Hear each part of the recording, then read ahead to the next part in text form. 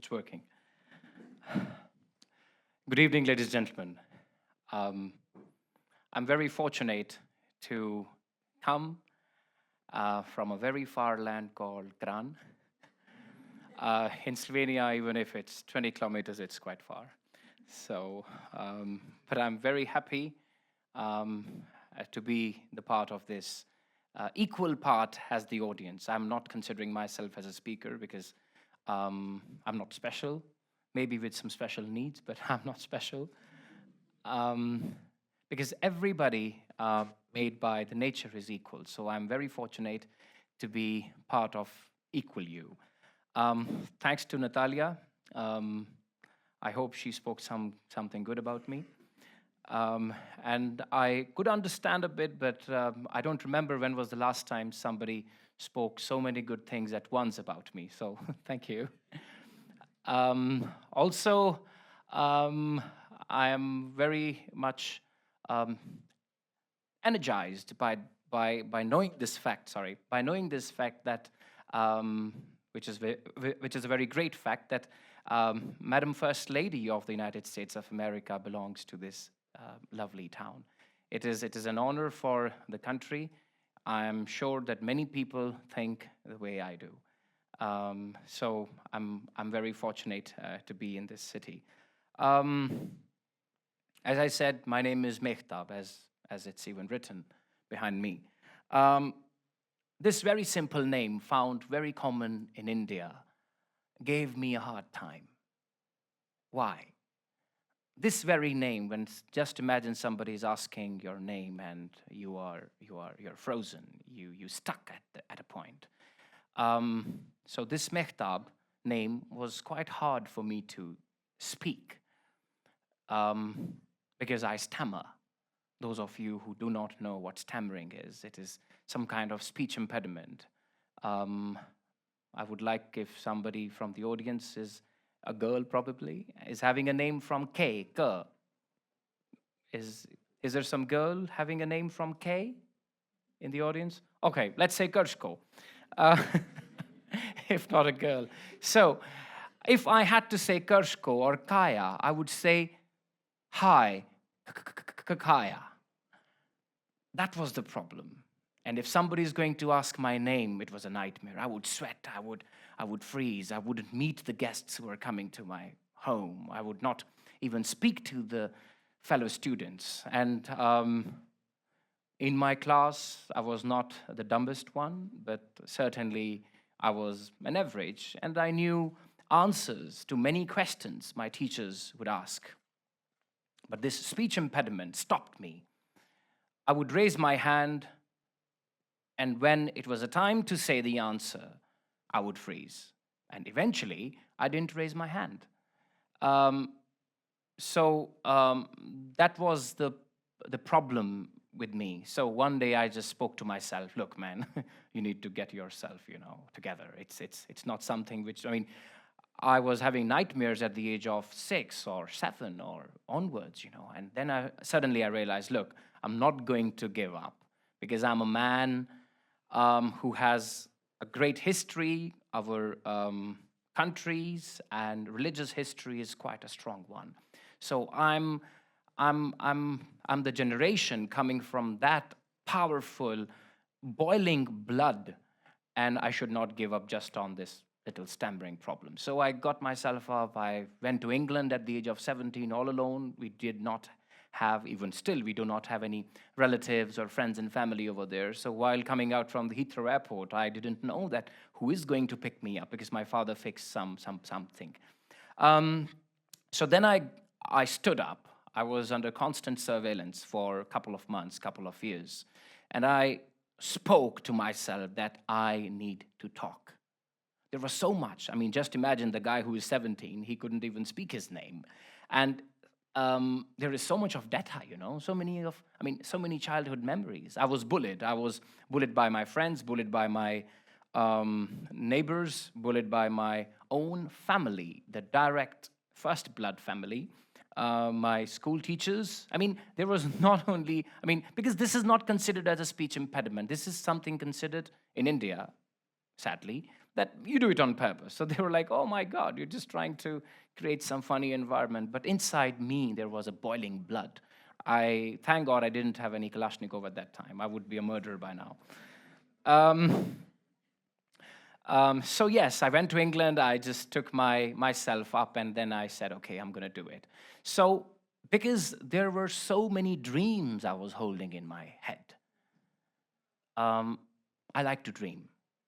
And to be very honest, I would just share this in front of your audience. I like to talk to myself.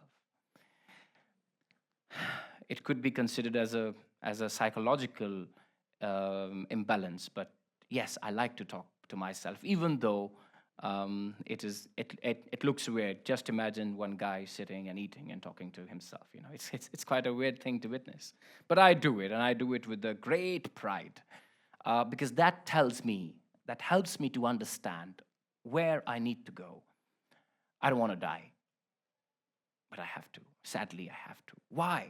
Not because I would like to live and I would like to see 2,500 years or something. No, not because of that. Because there are so many things pending in the world, in my country, in your country, around the world. There are so many pending things in the world which we need to fix. Because I sadly consider that if not me, then nobody. If I won't take an action for myself, nobody else is going to take an action for me. Nobody from Uganda, nobody from China is going to tell to me, hey, Mehtab, you need to gather yourself. So I took a decision. I helped myself. I woke up. I said, okay, either dreams or stammering. I chose my dreams. I like to dream, and I took so many of actions. I was traveling. I'm a worldwide traveler. I have seen a lot of countries in my life, and I was traveling to Slovenia once, and I said to myself, okay, this is the land I would like to live in. So I congratulate you, all of you, who have been very lucky to get birth in this country. Not every country is as beautiful paradise as you people own. I mean, it is part of your life. You own a bit of country from the map, you know, so you are lucky to be here. Then I came to Slovenia. I established my business. I didn't know what to do. I have slept on floor. I have slept hungry. At some point, I didn't even have a shower, but I didn't give up. There is no such thing in my life, giving up. I mean, I have been into great mess with my friends, but I'm the last one to leave the stage. Probably 16 minutes won't be enough. They will have to drag me out. So I don't give up. I just said to myself, I'm not going to give up. And then in Slovenia, I found myself. I'm very lucky that part of my youth, 20s and part of my 30s, are going to be in this country, because then I go back to India. After 2 years, hopefully, please wish me good luck that I go back to India, because there are so many pending things. So many pending things in this country, as I said, in the wider world.